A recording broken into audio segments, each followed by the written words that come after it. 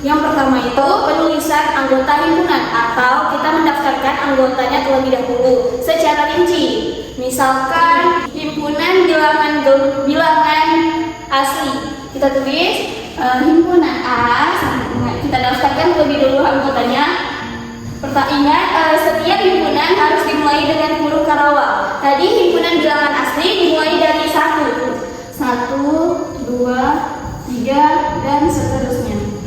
Nah, yang di dalam huruf karawal ini disebut dengan anggota atau mendaftarkan anggotanya terlebih dahulu. Anggota himpunan dilambangkan dengan elemen seperti ini. Nah, misalkan ada kalimat seperti ini, X elemen A, maka dibaca X merupakan anggota dari himpunan A. Misalkan ada lagi X elemen garis A, maka X merupakan anggota himpunan A. Nah, jadi seperti itu terkait langkah pertama. Kemudian dalam menyajikan himpunan itu, langkah yang keduanya itu harus dimulai menggunakan huruf kapital. Nah, jadi setiap himpunan dimulai dari huruf kapital. Seperti ini, misalnya himpunan bilangan asli. Maka kita tuliskan himpunan bilangan asli itu disimpulkan dengan A, dengan menggunakan huruf kapital. Selanjutnya, terkait cara penyajian himpunan, ada juga yang dikenal sebagai himpunan universal atau semesta. Himpunan universal ini atau himpunan semesta ini dilambangkan dengan U besar atau S. Nah, himpunan universal ini adalah himpunan yang mencakup semuanya. Misalkan ada contoh himpunan semesta atau himpunan universal bernilai 1, 2, 3, 4, 5. Kemudian himpunan A bernilai 1, 3, 5. Maka himpunan A merupakan bagian dari himpunan universal. Karena himpunan A ada juga di himpunan universal, yaitu 1, 3, dan 5. Baik, selanjutnya ada cara penyajian himpunan dengan notasinya. Bentuk notasinya yaitu nama himpunan. Nah, ini adalah bentuk notasi pembentuk himpunan, di mana nama himpunan, kemudian kurung kurawal, habis itu X, di mana X keterangan, kemudian X elemen himpunan atau jenis bilangannya. Nah, X ini adalah anggota himpunannya. Garis ini bisa dibaca dengan di mana dan atau yaitu. Jadi cara membacanya yaitu nama himpunan ini nanti kita misalkan kayak A, B, C dan sebagainya adalah X, di mana X keterangan, kemudian X elemen suatu himpunan atau jenis bilangannya. Nah, yang X ini nggak harus X, biasanya ada juga yang Y, Z, tetapi umumnya dia menggunakan X ini. Langsung saja kita pada contohnya. Kita masuk ke contoh soal yang pertama, yaitu A adalah bilangan luar positif kurang dari 4. Nah, kita buat notasi pembentuk himpunannya dengan notasi ini. Kita buat A adalah nama himpunannya, simbolnya, kemudian kurung kurawal X, di mana X keterangannya di sini diketahui apa? Bilangan luar positif. Nah, di mana X adalah, kita buat aja adalah bilangan bulan positif kurang dari 4. Nah, tapi ini adalah cara yang sederhananya. Kita akan coba cara yang menggunakan ini yang ada X elemennya gitu ya. Ininya tetap ininya tetap X, di mana X adalah ini di sini keterangannya. Dari kalimat ini keterangannya kurang dari 4. Nah, berarti X kurang dari 4, kemudian X elemen himpunan atau jenis bilangannya. X adalah anggota dari bilangan luar positif. Jadi ini adalah bentuk notasi himpunannya, ada yang dengan cara sederhana dan ada cara yang terdapat jenis anggotanya. Gimana, paham? Paham. Ada contoh soal yang kedua, yaitu C adalah himpunan bilangan asli di antara 15 dan 30. Nah, sebelum kita menjawab soal ini, kita sudah tahu dulu belum simbol dari di antara? Belum. Simbol ini simbol lebih dari. Kalau ini kurang dari.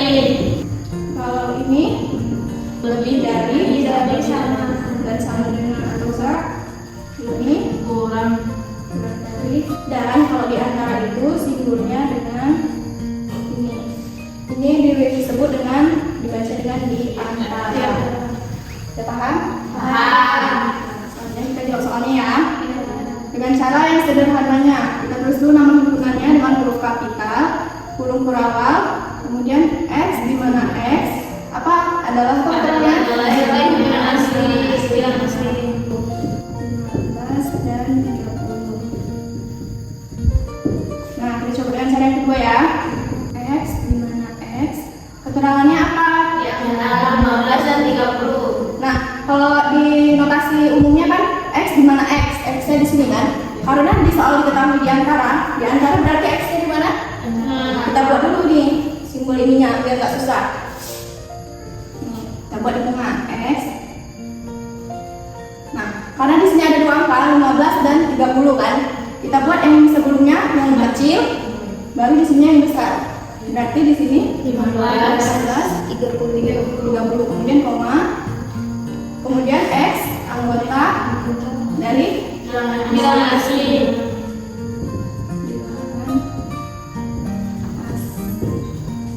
besar. Gimana, paham? Paham. Nah, selanjutnya kita akan membahas tentang diagram Venn. Sebelumnya masih ingat nggak apa itu diagram Venn? Gak ada yang tahu, nggak ada yang ingat? Nggak ada. Nah, jadi diagram Venn adalah diagram yang menyatakan hubungan dari beberapa himpunan.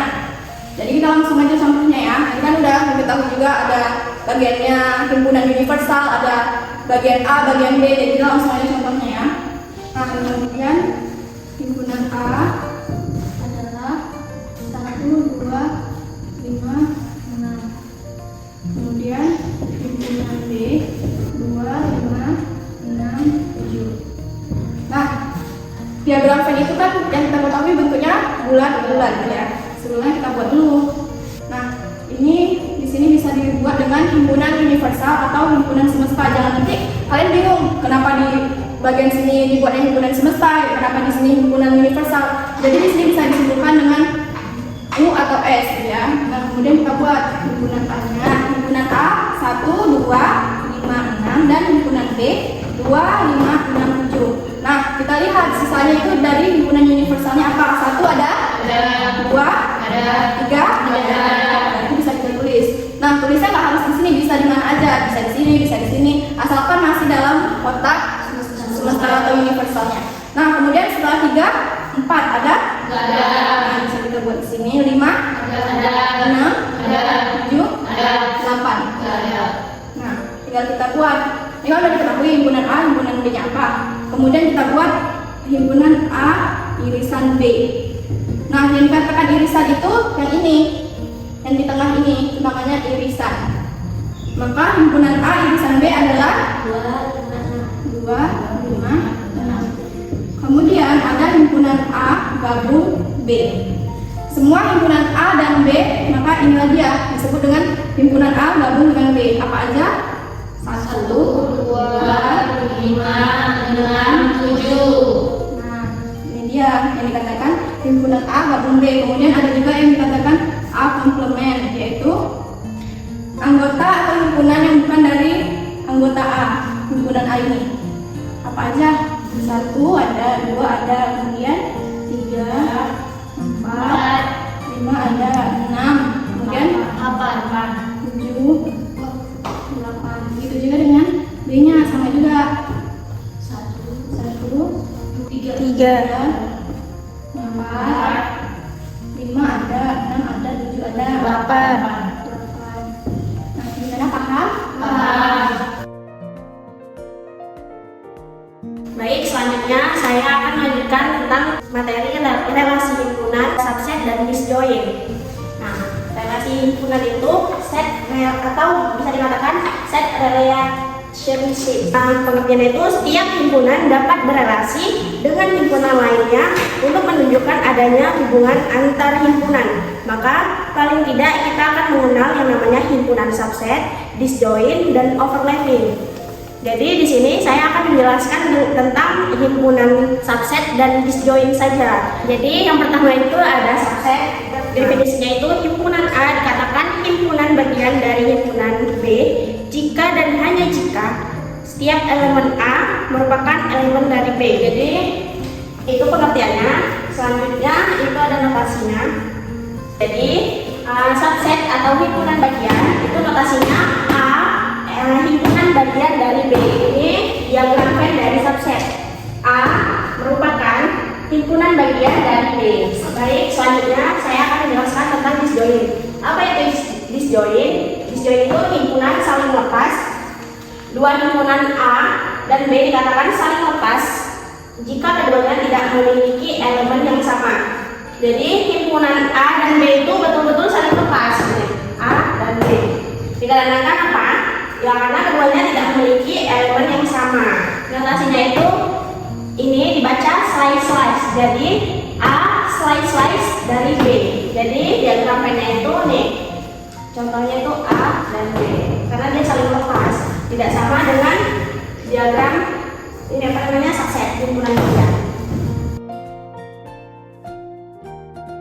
Selanjutnya kita akan membahas tentang overlapping. Kalau yang tadi dia itu saling lepas. Kalau overlapping ini dua himpunan A dan himpunan B dikatakan overlapping jika keduanya memiliki yang sama. Contohnya seperti mahasiswa Cirkala. Kan mahasiswa Cirkala ini kan banyak. Kan dia ada berat badannya kan ada yang sama. Maka itu disebut overlapping karena memiliki yang sama.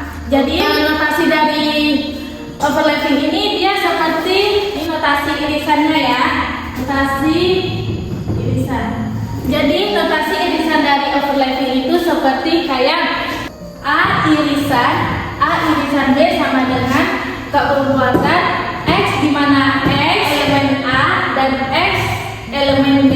Ini yang dinamakan notasi irisan karena berkebalikan, karena dia memiliki yang sama. Jadi diagram Venn dari overlapping ini seperti kayak yang di sini. Ini kan irisan, maka kita buat di sini irisan. Jadi diagramnya A dan B ini saling gabung karena dia memiliki yang sama. Kalau yang tadi kan lepas, ini saling gabung dia kayak ada yang sama gitu. Jadi selanjutnya kita bahas himpunan kosong. Himpunan kosong adalah himpunan yang tidak memiliki anggota, maka disebut kosong. Lawan dari himpunan kosong itu seperti kayak nol kita coret atau mau kita buat buka kurung rawa. Nah, ini yang disebut himpunan kosong. Ini contohnya seperti kayak A adalah himpunan bilangan asli dari 1. Jadi kan bilangan asli kan ada nggak bilangan asli kurang dari 1? Maka dia hasilnya 0. Karena apa? Karena himpunan kosong. Maka A sama dengan kurung kurawal. Nah, kita buat kurung kurawal. Kenapa dibuat kurung kurawal? Karena bilangan asli itu nggak ada kurang dari 1. Maka dia tidak memiliki anggotanya. Selanjutnya kita masuk ke materi himpunan sama dan himpunan ekivalen. Nah, himpunan sama itu himpunan yang memiliki anggota yang sama meskipun letaknya itu beda-beda. Nah, contohnya itu misalnya ada himpunan A yang anggotanya itu 1, 2, 3 dan himpunan B 3, 2, 1. Ini dinyatakan sama karena anggotanya itu sama-sama 3 dan sama-sama menggunakan angka. Maka bisa dibuat himpunan A sama dengan himpunan D. Nah, selanjutnya ada himpunan ekivalen. Nah, himpunan ekivalen ini himpunan yang sama, tapi yang sama itu hanya anggotanya. Mau dia pakai angka ataupun huruf, yang penting itu anggotanya sama. Nah, contohnya itu ada himpunan A yang anggotanya itu 1, 2, 3, 4 dan himpunan B itu ada A, B, C, D. Ini dinyatakan sama karena antara himpunan A dan himpunan B itu anggotanya sama-sama 4. Jadi kita buat di sini sama dengan 4. Assalamualaikum warahmatullahi wabarakatuh. Waalaikumsalam warahmatullahi wabarakatuh. Nama saya Salwa. Saya bertanya kepada Prof. Tadi kan Resti akan menjelaskan tentang himpunan kosong. Nah, selain dari contoh yang